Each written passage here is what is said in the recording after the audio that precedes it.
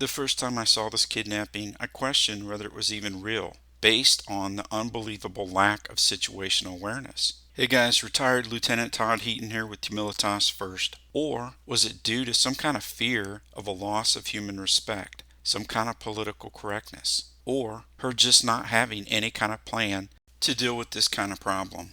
Alright, I'm going to unpack what I see. So this guy is purportedly waiting for her cart. We'll call him number one. People do wait on carts. That is reasonable. But who's this guy? We'll call this guy number two. Look, typically at a grocery store, people move from their car to the store and back again. Who moves across the parking lot left to right? Well, panhandlers, robbers, and other people who understand situational awareness to simply avoid and box around somebody just like this. Okay, at this point, she's facing number two. She can see him. He's going to look at her, and then he's going to pivot about 90 degrees to move closer to her car. If this isn't a red flag, I don't know what is. Why are you moving closer to my car? What's your problem?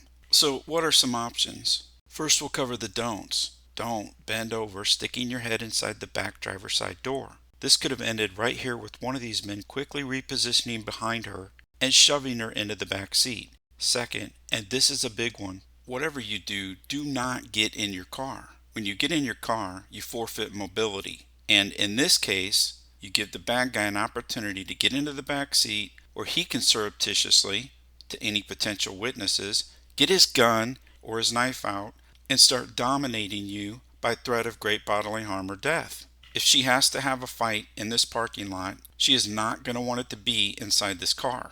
How does he know this rear passenger door is even unlocked? Well, with my car, I have to double click the key fob twice to unlock passenger doors. It's simple. He just watched her put groceries into the rear driver's side door. He would be able to hear her click to lock the doors.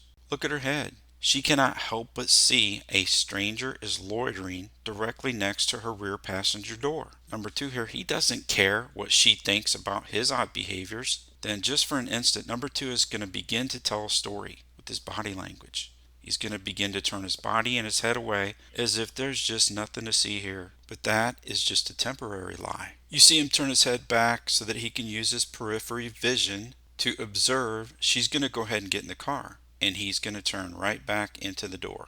Based upon what I see, I don't believe for a second any thought of quickly locking the doors ever enters her mind. Okay, so what are some options? Well, running might be an option, or simply backing up while still facing your threat. In dealing with number one, keep the cart between you and him. Did I mention that where there's one bad guy, there's often two bad guys? Is there a particular direction that I want to begin moving quickly? Yes, I like this cluster of cars behind her. Specifically, I like this little gap in between the cars. If that doesn't seem possible, then maybe I moved around this corner. It's going to depend upon what I believe I can make happen. Why? Because stacking corners gives you both the physical and legal battlefield advantages. Yes, even partially obstructed blind corners. In other words, with the degree of concealment. With the woman who's smaller, slower, and weaker, she may have to act immediately, meaning she may begin to back up, simultaneously reaching into her purse and getting her hand on her gun. Momentarily, her firearm could remain concealed until these guys show their intent by beginning to rapidly close with to capture her. Then the gun comes out, the purse falls to the ground, and unless the kidnappers show clear and convincing signs of abandoning their kidnapping attempt, but instead continue to advance, well, they're not going to make it to the point where they can take the gun away from her or tackle her. They're going to get stopped by use of that defensive tool. Why? Because in Brazil, this can and it does happen exceedingly fast.